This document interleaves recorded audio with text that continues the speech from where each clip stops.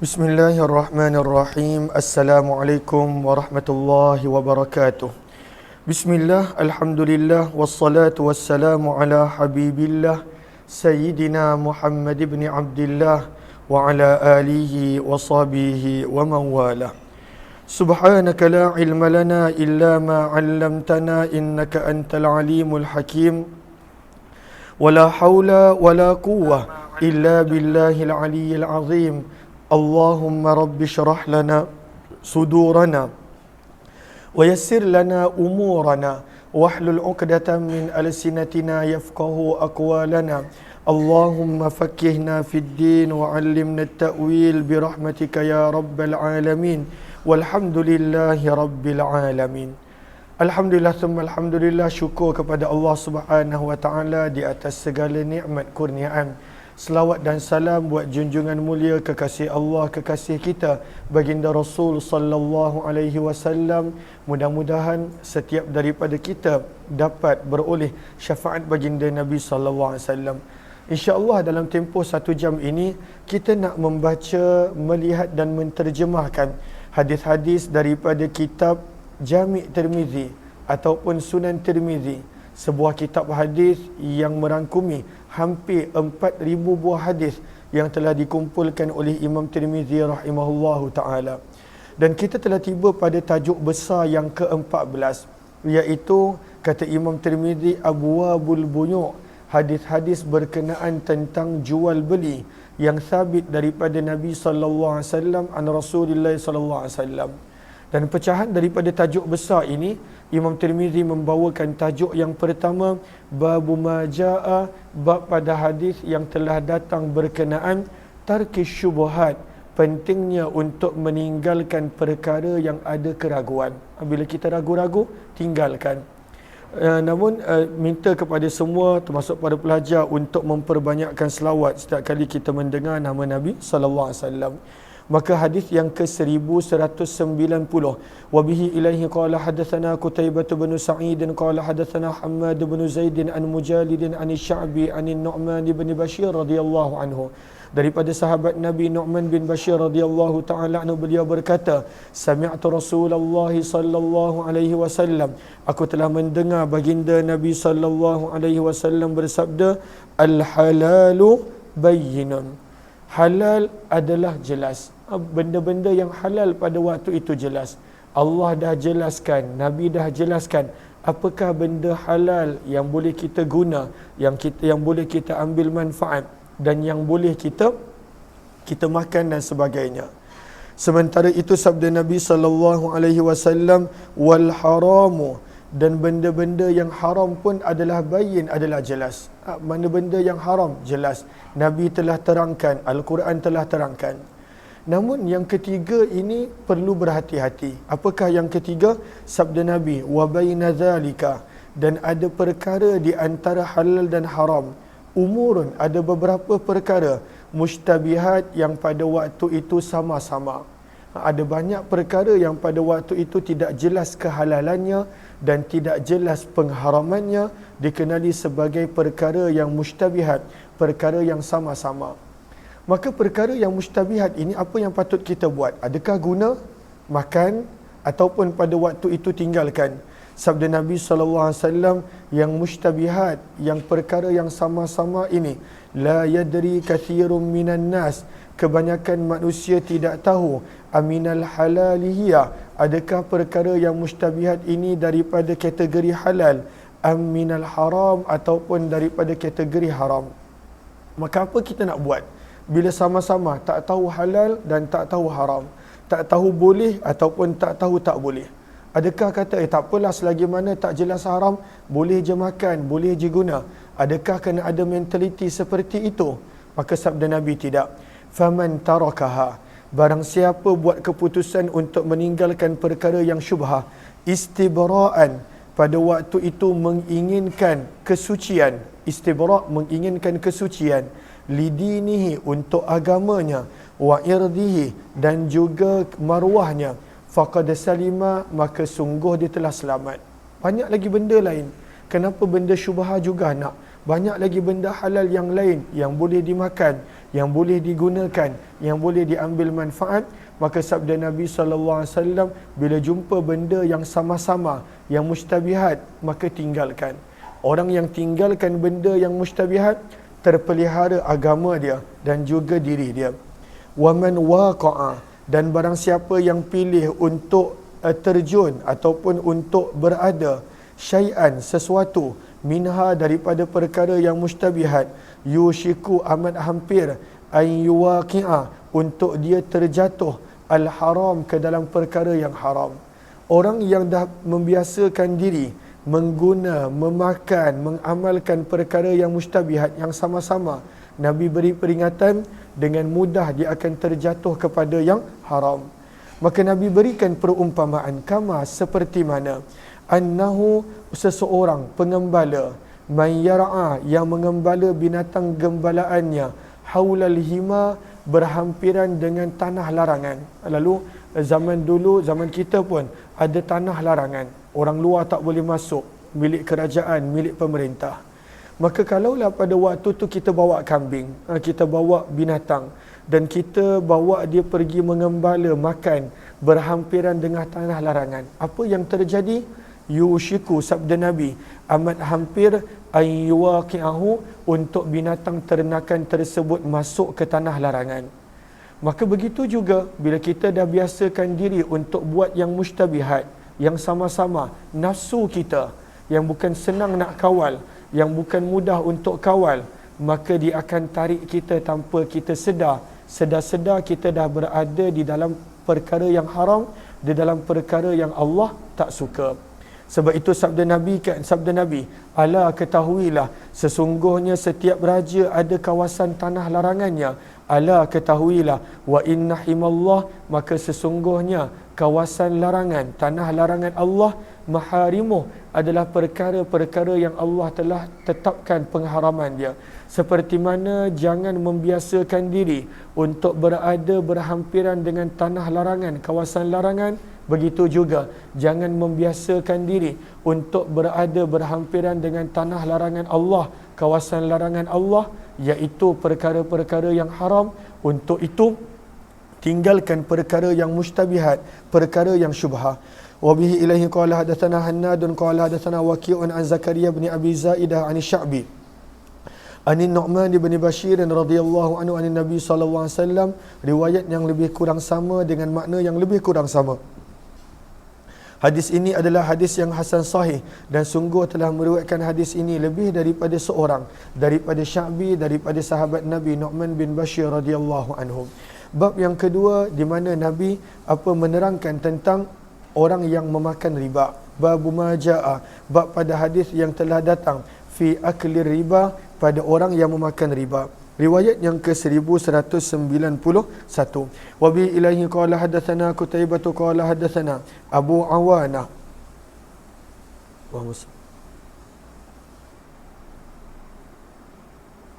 Qala hadatsana Abu Awana an Simak bin Harb an Abdurrahman bin Abdullah bin Mas'ud an Ibn Mas'ud, daripada Abdullah bin Mas'ud radhiyallahu taala anhu, baginda Nabi sallallahu alaihi wasallam bersabda, la'ana Rasulullah sallallahu alaihi wasallam, baginda Nabi sallallahu alaihi wasallam telah melaknat akilar riba, orang yang memakan riba, wa mukilahu, orang yang membayar riba, wa syahidaihi, dan dua saksi yang menjadi saksi untuk transaksi riba, wa katibahu, dan orang yang mencatat transaksi riba. Semua orang yang ada kaitan dengan riba, maka Nabi SAW laknat.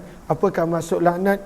Mendoakan agar jauh daripada perhatian dan rahmat kasih sayang Allah. Bab yang kata Imam Tirmizi, dan lalu ini sebagai peringatan untuk kita menjauhkan diri daripada perkara-perkara yang pada waktu itu ada berkaitan dengan riba. Dan di dalam bab ini ada juga riwayat daripada Umar, Ali, Jabir radhiyallahu anhu. Hadis Abdullah adalah hadis yang hasan sahih. Bab yang ketiga masih lagi berkenaan tentang tajuk besar jual beli. Bab yang ketiga, bab maja'a, kata Imam Tirmizi, bab pada hadis yang telah datang fit taghlith, pada amaran keras, fil kadhib, berkenaan tentang berdusta, wazur, dan berkata bohong, wa nahwihi, dan seumpamanya. Lihat kepada Arafah, Maka hadis ini kata para ulama datang ketika mana Nabi SAW mengingatkan tentang dosa-dosa besar. Maka berapakah jumlah dosa besar? Wa amma adadul kabairi fa fis sihah. Adapun bilangan dosa besar yang ada di dalam hadis-hadis yang sahih sampai kepada 7 ataupun 8. Wa idza dhummat, akan tetapi pada waktu itu bila digabungkan dengan hadis-hadis yang hasan, maka jumlahnya bertambah. Dinukilkan daripada Abdullah bin Abbas radhiyallahu taala anhuma di mana beliau berkata, dosa-dosa besar jumlahnya sampai kepada 700. Dan Imam Ibn Hajar Al-Makki ada menulis kitab Al-Kabair, dan pada waktu itu dihimpunkan tentang hadis-hadis yang berkenaan tentang dosa-dosa besar. Moga-moga kita dijauhkan oleh Allah daripada dosa-dosa besar. Maka berbohong sebenarnya termasuk dalam dosa-dosa besar. Dan kepada orang yang berniaga, berurusan, transaksi jualan dan sebagainya, kena berhati-hati dengan bernipu, berbohong dan sebagainya. Riwayat 1196 wa bi ilaihi qala hadatsana Muhammad bin Abdul A'la As-San'ani qala hadatsana Khalid bin Al-Harith an Syu'bah qala hadatsana Ubaidullah bin Abi Bakr bin Anas an Anas radhiyallahu anhu, daripada Anas bin Malik radhiyallahu taala anhu, daripada Nabi sallallahu alaihi wasallam fil kabair, ketika mana Nabi sedang membicarakan dosa-dosa besar. Maka sabda Nabi, antara dosa besar adalah asyirku billah, mensyirik dan menyekutukan Allah dengan sesuatu. Wa uququl walidain, termasuk dosa besar adalah menderhakai kedua ibu bapa. Wa qatlun nafsi, dan juga membunuh nyawa dan jiwa yang tidak bersalah. Wa qauluz zur, dan antara dosa besar adalah berkata dusta. Kata Imam Tirmizi, dan di dalam bab ini ada juga riwayat daripada Abu Bakrah, Nufai' bin Harith, Aiman bin Khuraim, Abdullah bin Umar radhiyallahu taala anhum. Hadis Anas radhiyallahu anhu adalah hadis yang hasan sahih lagi gharib. Bab yang keempat, saya minta izin untuk minum.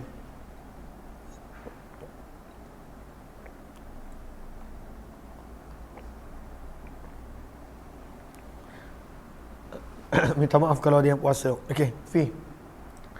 Maka bab yang keempat, bab maja'a, bab pada hadis yang telah datang berkenaan at-tujar, bahawa para peniaga, berkenaan tentang para peniaga.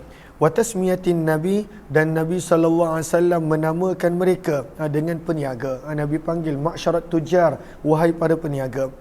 Maka lihat kepada Arafah pada baris yang ketiga daripada bawah, dalal hadis yang bakal kita baca menunjukkan ala jawazid dilalati wassimsarah. Wassimsarah maksudnya pada waktu itu ada keharusan untuk menjadi orang tengah. Sebab nanti kita akan baca, maksudnya orang tengah, maka ianya juga dikategorikan sebagai orang yang berniaga. Okey, Allahumma salli ala sayyidina Muhammad.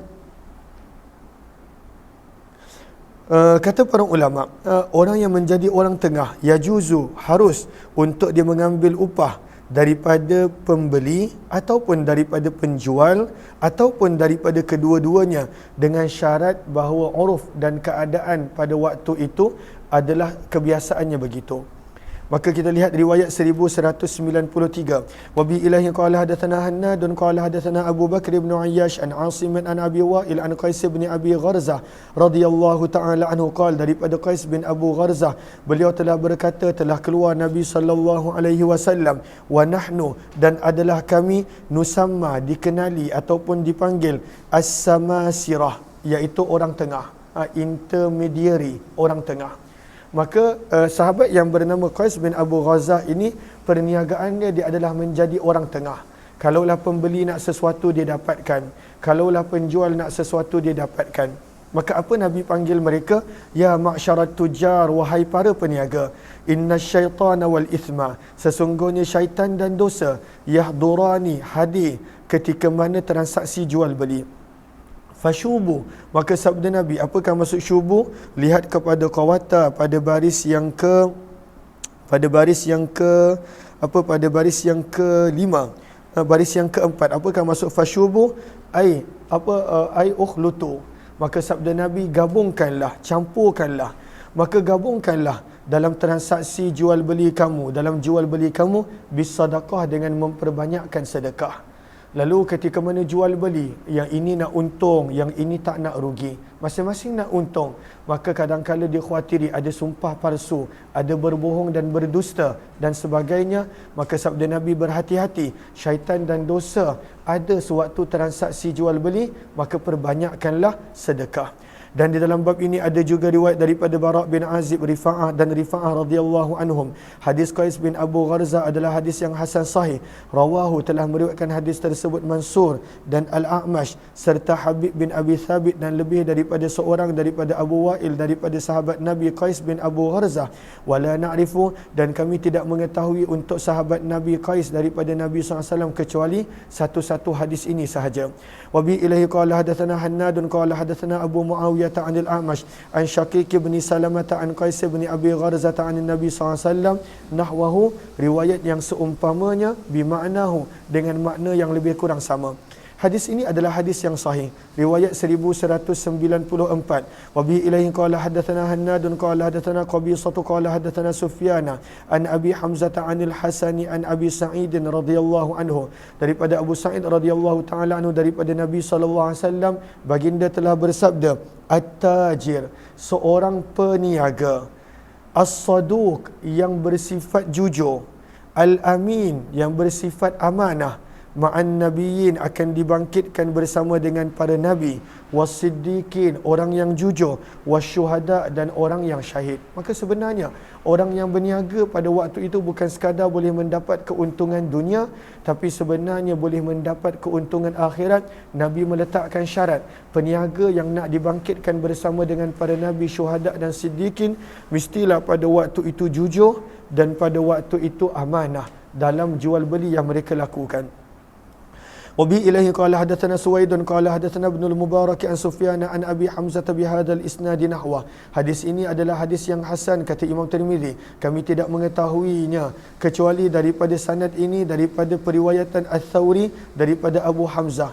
Dan Abu Hamzah nama penuhnya adalah Abdullah bin Jabir, dan beliau adalah seorang tokoh besar daripada negeri Basrah. Riwayat 1195. Wa bi ilahi qala hadatsana Yahya bin Khalaf qala hadatsana Bishr bin al-Mufaddal an Abdullah bin Uthman bin Khusaim an Ismail bin Ubaid bin Rifa'ah an abihi an jaddihi radhiyallahu taala anhu, daripada Rifa'ah radhiyallahu taala anhu, sesungguhnya beliau telah keluar bersama dengan Nabi sallallahu alaihi wasallam ilal musalla, ke tempat solat. Fara'an nasa, maka Nabi SAW telah melihat orang ramai, yatabaya'un, sibuk berjual beli. Faqal, maka Nabi panggil mereka, ya ma'syarat tujar, wahai para peniaga. Nabi panggil, wahai para peniaga semua. Maka mereka fastajabu, mereka telah menyahut seruan dan panggilan Nabi. Wa rafa'u, dan mereka telah mengangkat a'naqahum, tengkuk, wa absarahum, dan mata, pandangan mata mereka, ilaihi, melihat kepada Nabi. Maka sabda Nabi, bila dah tengok semua para peniaga telah beri perhatian, sabda Nabi, innat tujar, sesungguhnya para peniaga, yub'atsuna yaumal qiyamah, akan dibangkitkan pada hari kiamat, fujara, dalam keadaan berdosa. Sebab kebiasaannya orang yang berniaga, kebiasaan, nanti Nabi akan berikan pengecualian, ketika mana berniaga mudah terjebak dengan dosa, dengan tidak jujur, dengan menipu dan sebagainya. Maka sabda Nabi, peniaga akan dibangkitkan sebagai pendosa, illa, kecuali peniaga yang mana yang Nabi suka, manittaqallaha, orang yang bertakwa kepada Allah, wa barra, dan dia berlaku baik dalam perniagaannya, wa sadaqa, dan dia berkata jujur dalam perniagaan dia. Orang yang ada 3 sifat ini, termasuk 2 sifat pada hadis yang lalu, maka itu adalah peniaga yang disukai oleh Allah Subhanahu Wa Taala. Dan banyak pun daripada kalangan sahabat Nabi adalah peniaga yang berjaya. Bahkan Nabi sallallahu alaihi wasallam sendiri adalah peniaga yang berjaya. Maka kata Imam Tirmizi, hadis ini adalah hadis yang hasan sahih. Dikatakan Ismail bin Ubaidillah bin Rifa'ah juga. Maksudnya pada waktu itu namanya adalah Ismail bin Ubaidillah bin Rifa'ah. Dalam riwayat tadi namanya Ubaid, tapi dalam sebahagian perawi menyebut Ubaidillah. Bab yang kelima, bab maja'a, bab pada hadis yang telah datang, fiman, berkenaan tentang orang yang halafa, sanggup bersumpah, ala sil'atin, semata-mata untuk melariskan barang jualan, kadhiba, sumpah palsu. Maka ada teguran daripada Nabi pada waktu itu untuk orang yang sanggup bersumpah palsu semata-mata nak melariskan perniagaannya. Riwayat 1196. Wa bihi ilaihi qala hadatsana Mahmud bin Ghailan qala hadatsana Abu Dawud qala anba'ana Syu'bah qala akhbarani Ali bin Mudrik qala sami'tu Aba Zur'ah bin Amr bin Jarir yuhaddits an Kharashah ibn al-Hur an Abi Dzar daripada Abu Dzar Jundub bin Junadah radhiyallahu taala anhu daripada Nabi sallallahu alaihi wasallam baginda bersabda, "Thalathatun," ada 3 jenis golongan manusia, la yanzurullahu, Allah tidak akan memandang mereka, dalam kurungan ai nazara rahmah, pandangan rahmat dan kasih sayang kepada mereka, yaumal qiyamah, pada hari kiamat. Wala yuzakihim, dan Allah tidak akan menyucikan mereka, maksudnya Allah tak akan ampunkan mereka. Walahum azabun alim, dan 3 golongan ini akan mendapat siksaan yang pedih. Qultu, maka Abu Dzar bertanya, manhum ya Rasulullah, siapakah mereka ini wahai Rasulullah? Faqad khabu, sungguh orang yang mendapat siksa dan Allah tak akan ampunkan adalah golongan yang telah gagal, wa khasiru, dan golongan yang rugi. Qala, maka sabda Nabi, al-mannan, orang yang suka mengungkit-ungkit pemberian. Dah bagi pergi ungkit. Kau ingat tak minggu lepas datang daripada rumah aku dah bagi kau biskut? Contoh kalau para pelajar madrasah. Jadi kau ni sekarang dah ada bagilah, ungkit. Kau ingat tak kita dah kawan dalam 6 tahun, berapa banyak kali aku tolong? Al-mannan, orang yang mengungkit pada waktu itu Allah tidak suka. Sebab Allah bagi pun Allah tak ungkit. Dan apa yang kita ada pun sebenarnya milik Allah Subhanahu wa taala. Namun al-mannan ada 2 makna di sisi para ulama. Lihat kepada Arafah pada baris yang pertama, man wahaba wa atba'ahu mannahu wa ihsanah. Itu yang pertama, dia mengungkit pemberian dia. Dan yang kedua, man yunkisul kail wal wazan, orang yang berjual beli dia mengurangkan sukatan dan timbangan. Al-mannan juga dipanggil. Dan yang kedua adalah al-musbil, orang yang melabuhkan pakaiannya. Izar maksudnya kain dia, izar maksudnya kain. Orang yang melabuhkan kain dia kerana sombong. Lihat kepada Arafah pada baris yang kedua, berkata para ulama Syafi'i, man asbala, barang siapa yang melebihkan kain dia, lais bidun tabakhtur, bukan kerana sombong, laisa lahu wa'idun, maka dia tidaklah terlibat di dalam amaran ini. Banyak orang dia berpandangan kalaulah semua orang yang melabuhkan pakaian termasuk, tapi para ulama Syafi'i kata tidak. Syaratnya adalah jangan sombong. Dan siapakah yang tahu dia sombong ataupun tidak? Maka itu antara dia dengan Allah Subhanahu wa taala. Dan yang ketiga, wal munafik, orang yang cuba melariskan, munafik al-murawwish, orang yang suka cuba melariskan sil'atahu, barang jualannya, bil halifil kadhib, dengan sumpah palsu. Maka Allah tak akan pandang dia, Allah tak akan ampunkan dia, dan untuknya siksaan yang pedih.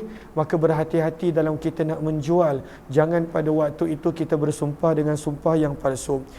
Di dalam bab ini ada juga riwayat daripada Abdullah bin Mas'ud, Abu Hurairah, Abu Umamah bin Tha'labah, Imran bin Husain, Ma'qil bin Yasar radhiyallahu anhum. Hadis Abu Dzar adalah hadis yang hasan sahih. Bab yang ke-6, bab maja'a, bab pada hadis yang telah datang fit tabkir, pada keluar awal pagi, bitijarah, untuk berniaga. Maka sunnah untuk berniaga awal pagi, bukan pukul 10, bukan pukul 9, awal pagi. Pada waktu itu mulakan perniagaan. Riwayat 1000, lihat kepada Sahara. Apakah maksud awal pagi? Wal muradu awwalan nahar, awal pagi, lepas daripada subuh, pada waktu itu memulakan perniagaan.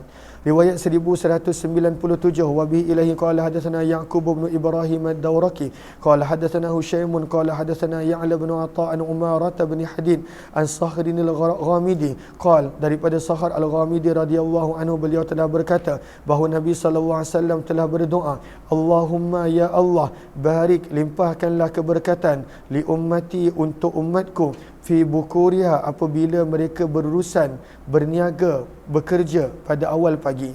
Qala, berkata perawi, wa kana Nabi sallallahu alaihi wasallam, adalah Nabi sallallahu alaihi wasallam, idza ba'atha sariyatan, apabila nak mengeluarkan sesuatu kumpulan jemaah ataupun ekspedisi ketenteraan. Berapakah jumlah sariyah?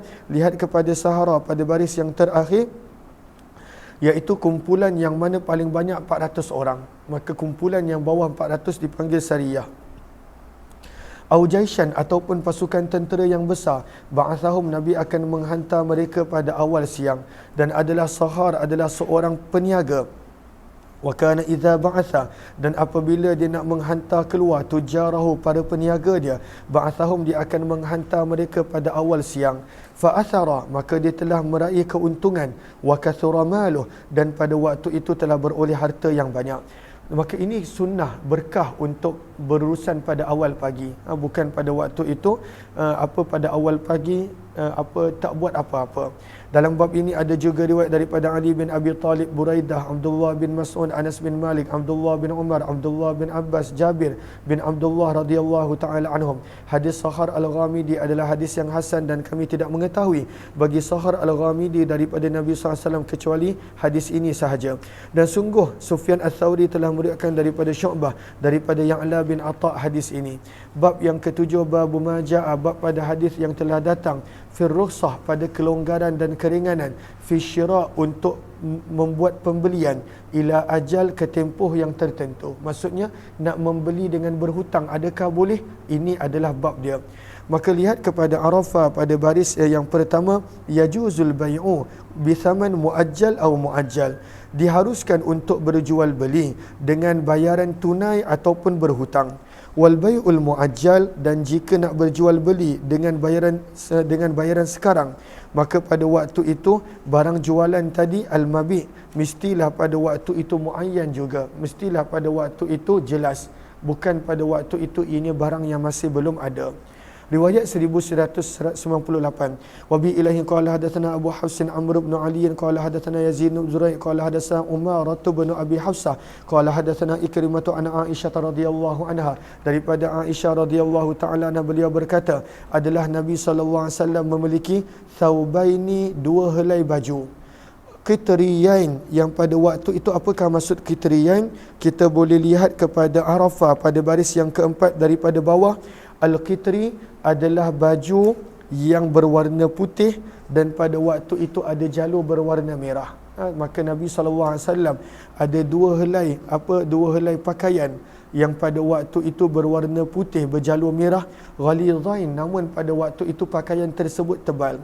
Fakana, maka kerana tebalnya pakaian tadi adalah Nabi, apabila baginda Nabi duduk, fa'ariqa, lalu baginda akan berpeluh, sakula, maka kedua baju tadi menjadi berat untuk Nabi pakai. Nabi SAW ada baju yang tebal, bila berpeluh maka baju tadi jadi berat, susah nak pakai.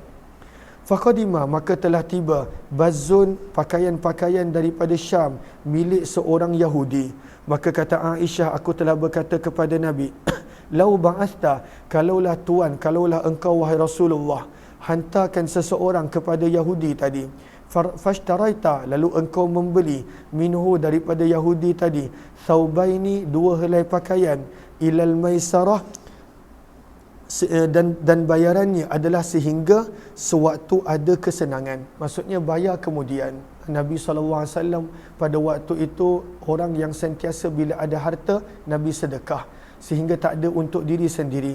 Maka Nabi nak beli berhutang. Maka ini menjadi dalil bahawa boleh untuk membeli dalam keadaan berhutang. Tapi kalaulah ada tunai, maka beli cash, ataupun pada waktu itu janganlah berhutang. Maka Nabi SAW telah mengutuskan seseorang kepada Yahudi tadi, peniaga tadi. Faqala, maka pada waktu itu Yahudi tadi menjawab bila dimaklumkan yang Nabi nak berhutang dengan dia. Maka dia berkata, qad alimtu, sungguh aku telah mengetahui apa yang Muhammad inginkan. Innama yuridu, sesungguhnya Muhammad ingin untuk membawa pergi, menghabiskan bimali, dengan harta aku ataupun duit aku. Itu Muhammad tak nak bayar lah tu, sebab itu nak hutang. Kenapa tak nak bayar cash contohnya? Padahal Nabi memang tak ada apa-apa. Maka Nabi SAW bila dengar Nabi bersabda, kadzaba, sungguh dia telah berdusta, qad alima, sungguh dia telah tahu, sesungguhnya aku adalah orang yang paling bertakwa di antara kamu, wa addahum lil amanah, dan orang yang paling menyempurnakan akan hak dan juga amanah. Tapi daripada bab ini menunjukkan boleh berjual beli berhutang, dan Nabi pun pernah melakukan. Dan di dalam bab ini ada juga riwayat daripada Abdullah bin Abbas, Anas bin Malik, Asma, anak perempuan kepada Yazid radhiyallahu anhum. Hadis Aisyah adalah hadis yang hasan sahih lagi gharib, dan sungguh telah meriwayatkan Syu'bah juga daripada Umar bin Abi Hafsah. Sami'tu Muhammad ibn Firas al-Basri berkata, kata Imam Tirmizi, aku telah mendengar Muhammad bin Firas al-Basri berkata, beliau telah mendengar Abu Daud at-Tayalisi berkata, telah ditanyakan kepada Syu'bah pada satu hari berkenaan tentang hadis ini. Faqala, maka berkata Syu'bah, aku tidak akan menceritakan hadis ini kepada kamu sehingga kamu pergi berjumpa dengan perawi Harami bin Umarah fatuqabbilu, dan hendaklah kamu cium kepalanya. Kenapa? Lihat kepada Sahara pada baris yang pertama, li'izazi, ciumlah kepala dia untuk memuliakan dia kerana dia telah meriwayatkan hadis yang baik ini. Maka kata perawi, dan pada waktu itu Harami bin Umarah sedang berada bersama dengan orang ramai. Maka pada waktu itu Sya'bi suruh anak murid dia untuk muliakan guru dia.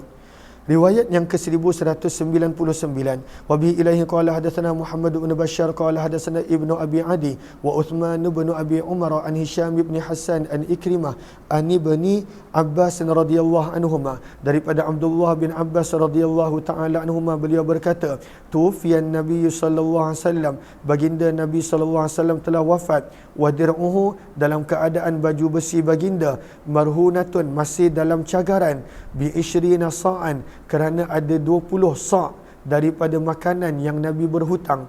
Akhadahu, Nabi ambil makanan tersebut untuk keperluan keluarga baginda. Ini Nabi. Pada waktu itu Nabi wafat, Nabi tak ada apa-apa sehingga Nabi dalam keadaan berhutang, dan pada waktu itu Nabi cagarkan baju besi Nabi sebagai cagaran. Kalau apa-apa berlaku kepada Nabi, maka baju besi tersebut boleh dijual. Maka ini keadaan Nabi. Dan Nabi berhutang apa? Pada waktu itu makanan, ataupun dalam riwayat yang lain tepung syair untuk kegenuaan keluarga baginda Nabi sallallahu alaihi wasallam. Hadis ini adalah hadis yang hasan sahih. Riwayat yang ke-1200. Maka ini Nabi meninggalkan dunia dalam tidak meninggalkan apa-apa. Pada waktu itu hanya meninggalkan ajaran untuk kita amalkan. Wa bihi ilaihi qala hadatsana Muhammad bin Bashar qala hadatsana Ibnu Abi Adi an Hisham bin Dastawai an Qatadah an Anas radhiyallahu anhu tahwil qala Muhammad wa akhbarana Muadz bin Hisham qala hadatsani Abi an Qatadah an Anas radhiyallahu anhu qala masyaitu, daripada Anas bin Malik radhiyallahu taala anhu, beliau telah berkata, masyaitu, aku telah berjalan kepada Nabi sallallahu alaihi wasallam bi khubzi syair, membawa roti yang diperbuat daripada tepung murah. Syair adalah tepung murah. Wa ihalatin, bersama dengan lemak sanikhatin yang telah busuk. Maksudnya Nabi tak ada apa-apa, lemak yang busuk pun Nabi sallallahu alaihi wasallam makan. Walaqad ruhina, dan sungguh pada waktu itu telah dicagarkan milik Nabi dir'un, sepasang baju besi di sisi seorang Yahudi sebagai cagaran untuk bi'ishri nasa'an, 20 sa' daripada makanan yang baginda ambil untuk mencukupkan keperluan keluarga baginda. Ini Nabi SAW.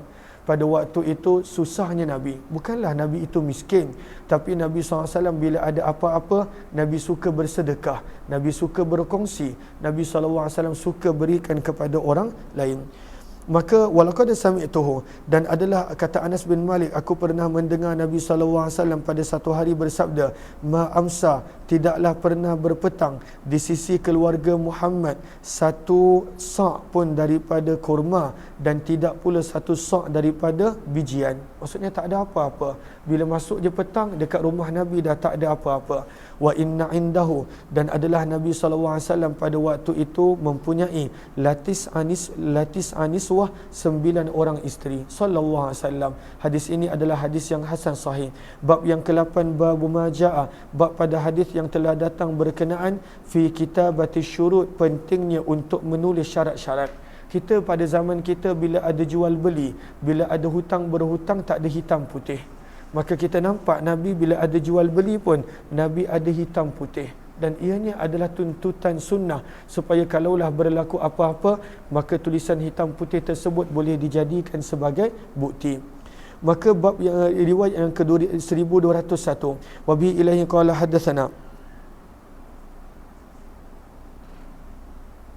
Wabi ilahi qala hadatsana Muhammad bin Bashar qala hadatsana Abbad bin Laith sahibul karabis qala hadatsana. Apakah maksud karabis? Iaitu penjual baju, thawbun minal qatan abyad, penjual baju putih, maka dipanggil karabis. Qala hadatsana Abdul Majid bin Wahb qala lil Adda ibnu Khalid ibn Hauzah. Adda ini kata para ulama dia masuk Islam setelah peperangan Hunain. Nama beliau Adda bin Khalid bin Hawzah radhiyallahu anhu. Beliau berkata, ala ukri'uka, mahukah aku bacakan kepada kamu sepotong surat yang telah ditulis untukku oleh Nabi sallallahu alaihi wasallam. Qala, maka berkata perawi, bala bahkan. Fa akhraja li kitaban, maka dia pun keluarkan satu surat untukku yang mana tertulis pada surat itu, hadza, ini adalah mashtara, apa yang telah dibeli oleh Al-Adda bin Khalid bin Hawzah daripada Muhammad utusan Allah. Ishtara, Adda telah membeli daripada baginda abdan, seorang hamba, atau amatan, ataupun seorang hamba perempuan, lada'a, hamba yang dijamin tidak ada penyakit, wala ghailah, dan tidak bersikap jahat, wala khibsah, dan tidak berperangai buruk. Apakah contoh perangai buruk? Lihat kepada Qawata pada baris yang ketiga, baris yang keempat. Contohnya hamba yang suka lari daripada tuan, hamba yang suka mencuri, hamba yang suka berzina, maka hamba ni tak ada. Bai'ul muslim, jual beli di antara seorang Islam dengan orang Islam yang lain. Maka dalam jual beli pun ada resit dia. Ada pada waktu itu hitam putih dia. Maka adakah Nabi penjual ataupun pembeli? Maka sebenarnya Nabi SAW adalah penjual dan Adda adalah pembeli. Hadis ini adalah hadis yang hasan gharib. Kami tidak mengetahuinya kecuali daripada periwayatan Abbad bin Laith, dan sungguh telah meriwayatkan daripada beliau hadis ini lebih daripada seorang daripada kalangan ulama hadis. Bab yang ke-9, bab maja'a, bab pada hadis yang telah datang fil mikyal, berkenaan tentang sukatan, wal mizana, dan timbangan. Mikyal adalah jual beli yang dilakukan dalam bekas yang khusus, bekas yang tertentu, itu dipanggil sukatan. Adapun pada waktu itu mizan menggunakan timbangan.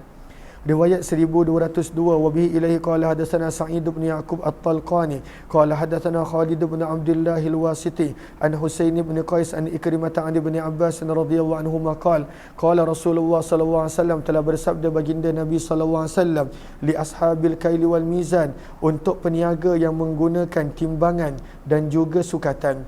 Innakum, sabda Nabi, sesungguhnya kamu, qad wullitum, telah diamanahkan, amraini, dengan dua perkara.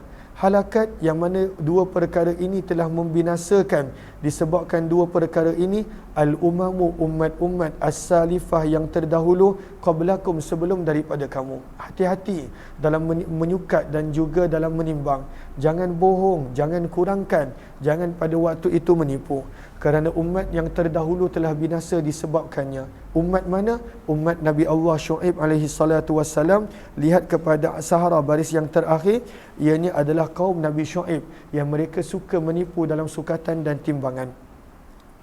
Hadis ini adalah hadis yang banyak mana untung kalau dapat pun, kalau boleh menipu. Banyak mana? 1 juta, 2 juta, 10 juta, maka tak berbaloi pada waktu itu dengan nak membeli keuntungan tadi dengan kemurkaan Allah. Tak berbaloi pun. Pada waktu itu tidak pernah cukup harta yang haram, dan tidak pernah kenyang orang yang tamak. Maka sebab itu Nabi kata umat yang terdahulu telah binasa, maka berhati-hati dalam menyukat dan menimbang.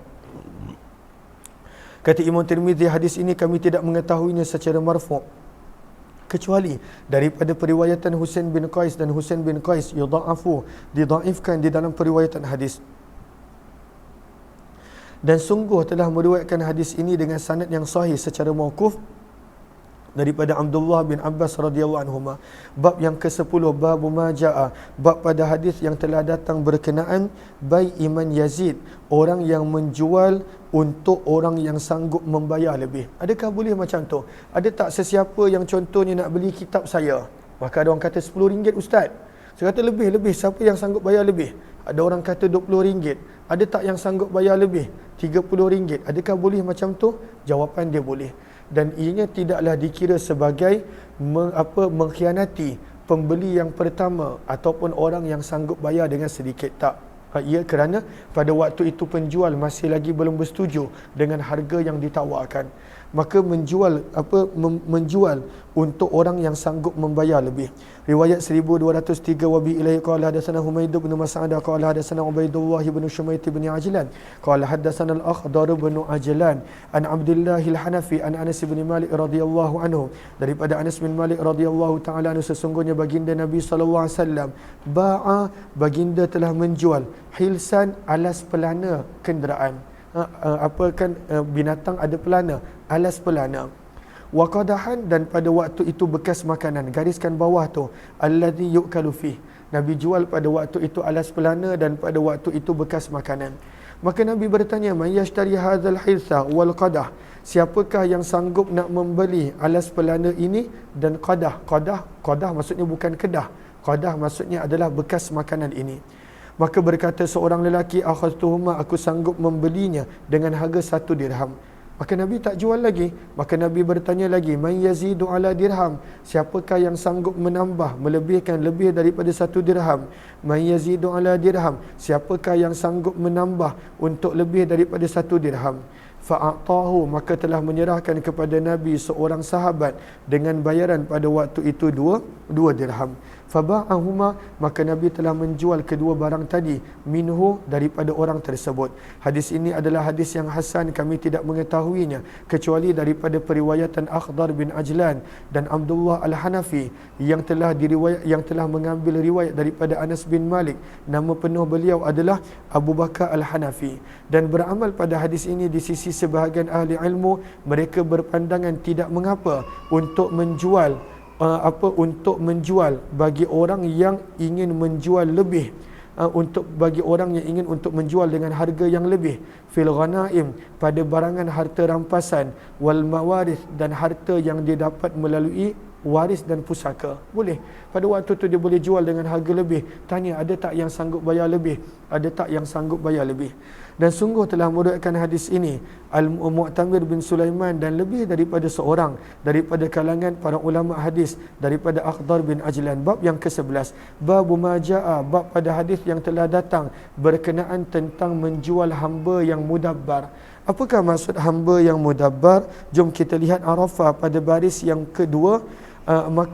Apakah maksud mudabbar? Mudabbar ini terbahagi kepada 2. Satu mudabbar yang umum dan satu mudabbar yang terikat dengan syarat yang khusus, mutlak dan muqayyad. Jumpa tak? Maka apakah contoh mudabbar yang umum? Contoh mudabbar yang umum adalah bila seorang tuan berkata kepada hambanya, anta hurrun an duburi mauti, engkau akan merdeka bila aku mati. Maka itu mudabbar umum. Mudabbar yang umum dah tak boleh jual, sebab pada waktu itu tuan dia telah janji yang dia akan mendapat kemerdekaan. Sementara itu mudabbar yang muqayyad, yang terikat dengan sesuatu syarat. Maka pada waktu itu contohnya apa? Tuan dia berkata, in mutu fi hadzal marad, kalaulah aku mati disebabkan penyakit ini, engkau merdeka. Ataupun kalaulah aku mati dalam perjalanan ini, engkau merdeka. Maka pada waktu itu yang mudabbar yang umum tak boleh jual. Tapi mudabbar yang muqayyad, yang terikat dengan syarat, kalaulah syarat tak dijumpai, maka pada waktu itu boleh jual.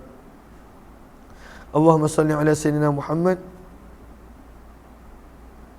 Riwayat yang ke 1204. Wa bihi ilahi qala hadatsana Ibnu Abi Umar qala hadatsana Sufyan bin Uyainah an Amr bin Dinar an Jabir radhiyallahu anhu, daripada Jabir radhiyallahu taala anhu, anna rajulan, sesungguhnya seorang lelaki daripada Ansar yang mana namanya pada Arafah baris yang ke-247, nama tuannya adalah Abu Mazkur dan nama hambanya adalah Yaqub. Maka tuan yang bernama Abu Mazkur telah pada waktu itu dabbara, melakukan akad perjanjian mudabbar, engkau kalau aku mati engkau merdeka. Famata, maka tuan dia telah merdeka. Walam yatruk malan, dan tuan dia tidak meninggalkan sebarang harta selain daripada dia. Maka Nabi SAW telah menjual dia. Nabi telah menjual dia. Dan pada waktu itu telah membelinya Nu'aim bin Naham radhiyallahu ta'ala anhu. Maka berkata Jabir, abdan Qibtiyan, hamba ini adalah seorang hamba berbangsa Kipti, dan beliau telah meninggal dunia pada permulaan pemerintahan Abdullah bin Zubair radhiyallahu taala anhu. Maka kenapakah Nabi SAW jual? Bukankah tuan dia telah buat akad mudabbar? Maka kata para ulama, lihat kepada halayah, kerana pada waktu itu tuan dia bukan buat mudabbar yang umum, tetapi mudabbar yang terikat dengan sesuatu syarat. Maksudnya, kalaulah aku mati daripada sakit ini, maka engkau mudabbar. Tapi tidak, dia mati pada sebab yang lain. Sebab itu Nabi SAW jual dia.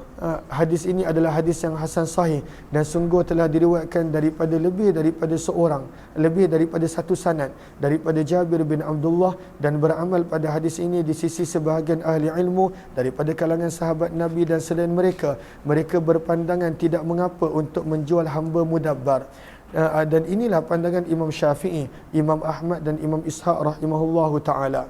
Wakariha, dan mengatakan makruh sekelompok daripada kalangan ahli ilmu daripada kalangan sahabat Nabi dan selain mereka untuk menjual hamba mudabbar, dan itulah pandangan Sufyan Ats-Tsauri, Imam Malik dan Imam Auza'i rahimahullahu ta'ala.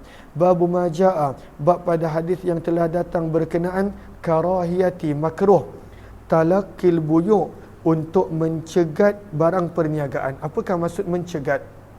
Nanti Imam Tirmizi akan terangkan. Maksudnya pada waktu itu dia Allahumma salli ala sayyidina Muhammad. Maka pada waktu itu dia menjadi penghalang. Pada waktu tu orang tersebut nak jual sendiri, dia tak benarkan. Dia kata kena jual melalui aku. Dia menjadi pencegat, dia menjadi penghadang untuk pada waktu itu jual beli berlaku secara terus, tetapi mesti kena melalui orang tengah. Lalu dia mencegat barang perniagaan sebelum sampai ke pasar. Kartel, istilahnya kartel. Zaman kita terlalu banyak kartel. Mudah-mudahan Allah pelihara dan jauhkan kita. Mudah-mudahan insya-Allah. Lalu apa sebenarnya ianya adalah haram dan tak disukai oleh Nabi SAW. Sebab itu lihat kepada Syaikha pada baris yang pertama, al-karahatu, ianya adalah makruh dan haram apabila ianya mendatangkan mudarat kepada penduduk dan juga kepada penjual. Penjual tu nak jual terus kepada pengguna, tak boleh. Mesti kena melalui kartel, mesti kena melalui orang tengah. Dia tak benarkan. Maka ini dipanggil mencegat barang perniagaan, menghadang barang perniagaan, ataupun pada waktu itu Allahumma salli ala sayyidina Muhammad talaqil buyu', dan Nabi larang. Riwayat 1205, wa bi ilaihi qala hadatsana Hannadun qala hadatsana Ibnu Mubarak qala hadatsana Sulaiman at-Taimi an Abi Uthman an Ibn Mas'ud radhiyallahu anhu an Nabi sallallahu alaihi wasallam, sesungguhnya baginda Nabi sallallahu alaihi wasallam telah melarang an talaqil buyu', daripada mencegat barang perniagaan dalam kurungan sebelum sampai ke pasar. Wa fil babi, dan di dalam tajuk ini ada riwayat daripada Ali, Abdullah bin Abbas, Abu Hurairah, Abu Sa'id, Abdullah bin Umar, dan seorang lelaki daripada kalangan sahabat Nabi yang tidak diketahui namanya. Riwayat 1206. Wa bihi ilahi qala hadatsana Salamah bin Syabib qala hadatsana Abdullah bin Ja'far ar-Raqi qala hadatsana Ubaidullah bin Amr ar-Raqi an Ayyub an Muhammad bin Sirin an Abi Hurairah radhiyallahu anhu, daripada Abu Hurairah radhiyallahu ta'ala anhu, sesungguhnya baginda Nabi SAW melarang an yutalaqqa, untuk mencegat al-jalab. Apakah maksud al-jalab? Al-jalab bermaksud jalabus syai'. Apa maksud jalabus syai'? Pada waktu itu ja'a bihi min baladin ila baladin, membawa barangan pada waktu itu daripada tempat lain untuk dijual di tempat lain. Maksudnya menjadi orang tengah pada waktu itu yang mendatangkan mudarat. Kalaulah tak mendatangkan mudarat, tidak mengapa. Maka Nabi SAW melarang daripada mencegat barang perniagaan yang pada waktu itu datang daripada tempat lain. Fa in talaqahu, maka jika pada waktu itu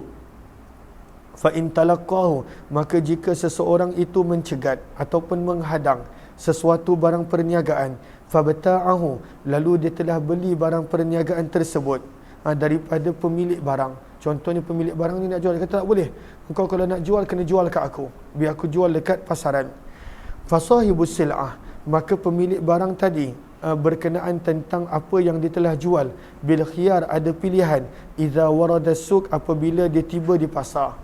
Bila dia tengok dekat pasar, rupanya orang ni buat untung berlipat kali ganda, maka dia ada pilihan untuk membatalkan pada waktu itu transaksi dan jual beli tersebut. Hadis ini adalah hadis hasan gharib daripada hadis Ayub, dan hadis Abdullah bin Mas'ud adalah hadis yang hasan sahih, dan sungguh mengatakan makruh sekelompok daripada kalangan ahli ilmu perbuatan mencegat barang perniagaan sebelum sampai ke pasar, wa huwa darbun minal khadi'ah, dan ianya termasuk dalam salah satu bentuk penipuan. Menipu. Pada waktu itu dia menipu sebenarnya. Dia menipu dengan orang yang jual bahawa pada waktu itu kalau dijual sendiri susah nak jual, kena jual melalui saya. Dia menipu pada waktu itu kepada pembeli. Pada waktu itulah barang yang dia dapat dengan untung tak besar. Dan inilah pandangan Imam Syafi'i dan selain daripadanya daripada kalangan sahabat Kami. Bab yang ke-13, bab majaa, bab pada hadis yang telah datang, la yabi'u, tidak boleh menjadi penjual, hadirun, orang bandar, libadin, untuk orang desa. Maka tak boleh. Kalau ada pada waktu itu, pada zaman Nabi, ada orang yang tinggal di bandar, dia kata pada waktu itu dengan orang yang di desa, nantilah jual barang ni, kau simpan dekat aku jualkan. Nanti bila dah siap habis jual, aku bagi dekat kau. Nabi kata jangan, biarlah orang desa tu jual sendiri. Maka sebab itu lihat kepada Sahara, berkata Imam Tibi, Nabi SAW telah melarang daripada orang bandar menjualkan bagi pihak orang desa. Dan apakah maksudnya? Ayyakhudhal baladi, orang bandar mengambil terlebih dahulu barang perniagaan tersebut dan pada waktu itu bawa ke bandar dia, supaya dia boleh jual pada waktu itu dengan harga yang berbeza dengan harga yang lain. Ataupun pada waktu itu maksud baik hadir libat, pada waktu itu dia simpan dulu stok tersebut sampailah benar-benar dah mahal, pada waktu itu baru dia jual. Maka Nabi larang. Riwayat 1207. Wa bi ilahi qala hadatsana Qutaibah wa Ahmad bin Mani'in qala hadatsana Sufyan bin Uyainah an Az-Zuhri an Sa'id bin al-Musayyab an Abi Hurairah radhiyallahu anhu, daripada Abu Hurairah radhiyallahu taala anhu, baginda Nabi sallallahu alaihi wasallam bersabda, dan telah berkata Qutaibah meriwayatkan sampai kepada Nabi sallallahu alaihi wasallam di mana baginda bersabda, la yabi'u, tidak boleh menjualkan, hadirun, orang bandar, libadin, bagi orang desa, biar orang desa jual sendiri. Dan di dalam bab ini ada juga riwayat daripada Talha, Anas bin Malik, Jabir, Abdullah bin Abbas, Hakim bin Abi Yazid, daripada ayahnya Amr bin Auf al-Muzani yang merupakan datuk kepada perawi Kathir bin Abdullah, dan riwayat daripada seorang sahabat Nabi yang tidak diketahui namanya. Riwayat 1208. Wa bi ilahi qala hadatsana Nasr bin Ali wa Ahmad bin Mani'an qala hadatsana Sufyan bin Uyainah an Abi Zubair an Jabir radhiyallahu anhu qala, daripada Jabir bin Abdullah radhiyallahu ta'ala anhu, beliau berkata bahawa baginda Nabi sallallahu alaihi wasallam telah bersabda, la yabi'u, tidak boleh menjual orang bandar bagi pihak orang desa. Da'un nas, biarkanlah manusia, yarzuqillahu, semoga Allah menggunakan rezeki, ba'dahum, sebahagian mereka daripada sebahagian yang lain. Biarkan pada waktu itu secara semula jadi. Jangan pada waktu itu nak menjadi orang tengah bagi pihak orang desa untuk mengaut keuntungan yang melampau berlipat kali ganda. Hadis Abu Hurairah adalah hadis yang hasan sahih, dan hadis Jabir radhiyallahu anhu pada hadis ini, wa hadis Jabir fi hadha, dan hadis Jabir radhiyallahu anhu pada tajuk ini adalah hadis yang hasan sahih juga, dan beramal pada hadis ini di sisi sebahagian ahli ilmu daripada kalangan sahabat Nabi dan selain daripada mereka, karihu, mereka mengatakan makruh untuk menjual seorang orang bandar bagi pihak orang desa. Warahasa, dan ada yang mengatakan boleh pada orang bandar membeli terlebih dahulu bagi pihak orang desa. Berkata Imam Syafi'i, yukrahu, makruh untuk orang bandar menjual bagi pihak orang desa. Wa in ba'a, namun kalaulah dia tolong menjual juga, maka daripada sudut akad jual beli tersebut adalah sah. Bab yang ke-14, bab majaa, bab pada hadis yang telah datang berkenaan tentang larangan al-muhaqalah. Apakah al-muhaqalah? Nanti kejap lagi kita baca. Al-muzabanah. Apakah muzabanah? Kejap lagi Imam Tirmizi akan terangkan. Riwayat 1209. Wa bi ilahi qala hadatsana Qutaibah qala hadatsana Yaqub bin Abdurrahman an Suhail bin Abi Salih an abihi an Abi Hurairah radhiyallahu anhu qala, daripada Abu Hurairah radhiyallahu ta'ala anhu, beliau berkata baginda Nabi sallallahu alaihi wasallam telah melarang, baginda Nabi sallallahu alaihi wasallam telah melarang daripada jual beli muhaqalah dan muzabanah. Dan di dalam bab ini ada juga riwayat daripada Abdullah bin Umar dan Abdullah bin Abbas, Zaid bin Thabit, Sa'ad bin Abi Waqqas, Jabir bin Abdullah, Rafi' bin Khadij dan Abu Sa'id radhiyallahu anhu. Hadis Abu Hurairah adalah hadis yang hasan sahih. Apakah muhaqalah yang kita dengar tadi? Muhaqalah, maka kata Imam Tirmizi, muhaqalah adalah bai'uz zar'i bil hintah, tanaman yang telah siap, yang telah pada waktu itu masak, tanaman itu dijual dengan benih dan biji-bijian. Biji-bijian pada dia menjual tanaman dia untuk mendapat benih dan biji-bijian, maka Nabi larang. Maka Nabi SAW larang. Al-muzabanah, apakah al-muzabanah?